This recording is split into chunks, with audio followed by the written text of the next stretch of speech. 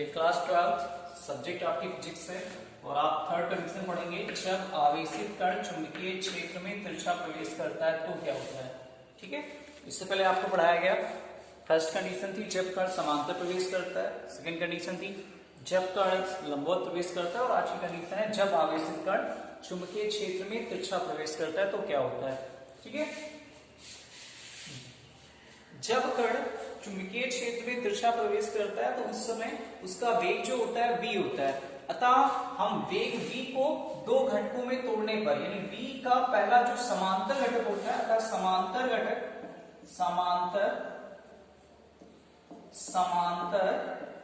घटक, ये समांतर जो घटक होता है इसे हम v समांतर लिखते हैं और v समांतर बराबर होता है v cos थीटा और v लंबवत घटक होता है v sin थीटा। अब आप कहोगे कि ये कैसे हुआ, जैसे आपको पढ़ाया गया परवलय में पढ़ाया गया था कि जब कोई कण को हम कुछ इस हिसाब से देखते थे तो ये वाला वेग होता था u और इसको यहाँ तोड़ते थे u sin थीटा और इसको तोड़ते थे u cos थीटा। तो ये क्या है, तिरछा ही तो है ना। तो तिरछा में क्या होता है कि हम कण को दो घटकों में तोड़ लेते हैं, है ना। तो वही यहाँ भी यूज होगा कि हम दो घटकों में इसको तोड़ेंगे।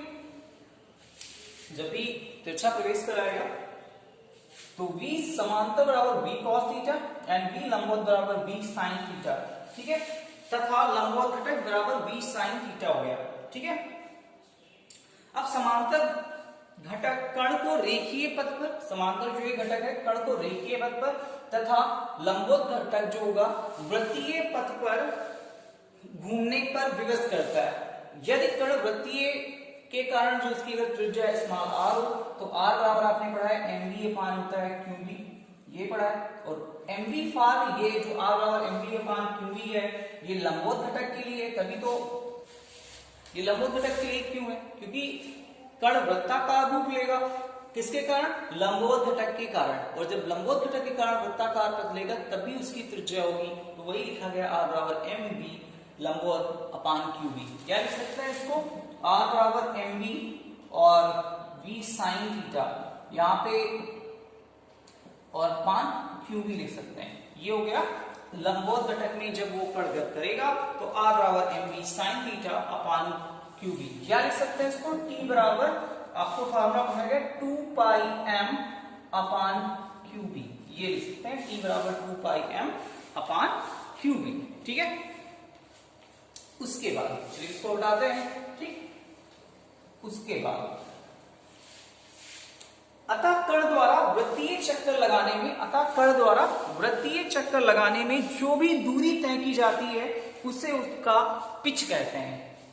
वृत्ताकार कक्षा में अतः कण द्वारा वृत्तीय चक्कर लगाने में जो भी दूरी तय की जाएगी उसे हम पथ का पिच कहते हैं। क्या कहते हैं, पथ का पिच।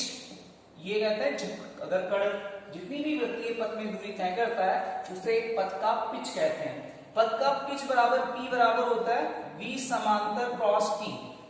ठीक है, या इसको लिख सकते हैं v cos theta into t और t की वैल्यूएशन होती है 2 पाई m अपान qv, ये लिख सकते हैं।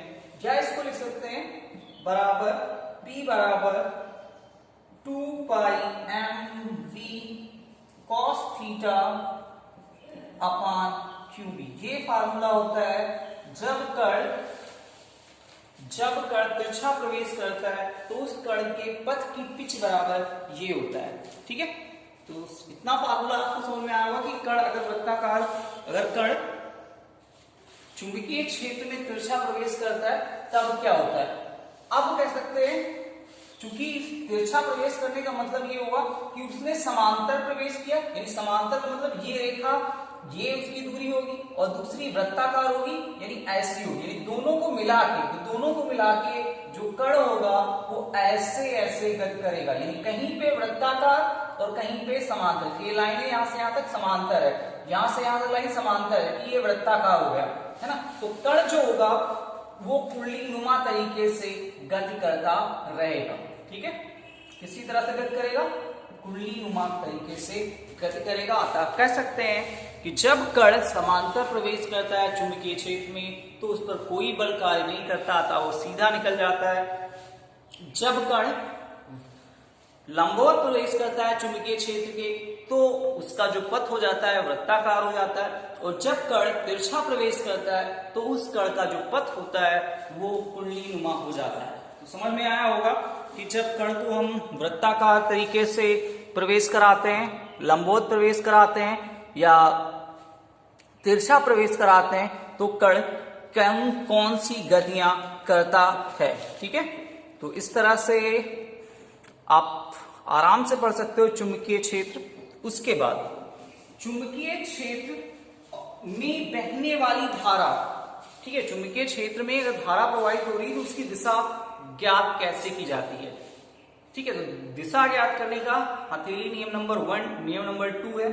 नियम नंबर 2 उसने कहा कि अगर आप हथेली को कुछ ऐसे फैलाएं, क्या करें, हथेली को कुछ ऐसे फैलाएं, आपका अंगूठा तथा जो आपकी उंगलियां हैं वो दोनों एक दूसरे के लंबवत हों, तथा जो आपकी इसकी जो तली है, तली की दिशा और इनकी दिशा तीनों के लंबवत हों। तो अगर हम कुछ ऐसे फैलाएं तो यदि अंगूठा चुंबकीय क्षेत्र की दिशा को व्यक्त करता है तो ये जो है वो बहने वाली धारा की दिशा को व्यक्त करेगा, और जो आपकी हथेली है, हथेली का जो सिरा है वो लगने वाले बल की दिशा को व्यक्त करेगा। जैसे आपने पढ़ा है फ्लेमिंग का नियम, फ्लेमिंग का नियम बताया गया कि अगर आपने हाथ को कुछ ऐसे फैलाएं, ठीक है, कि आपकी तर्जनी उंगली, मध्यका उंगली और अंगूठा तीनों एक दूसरे के लंबवत हो तो अंगूठा अगर चुंबकीय क्षेत्र की दिशा को व्यक्त करता है तो ये वाली उंगली वैद्युत धारा को, ये लगने वाले बल की दिशा को व्यक्त करेगी। तो आपको यहाँ पे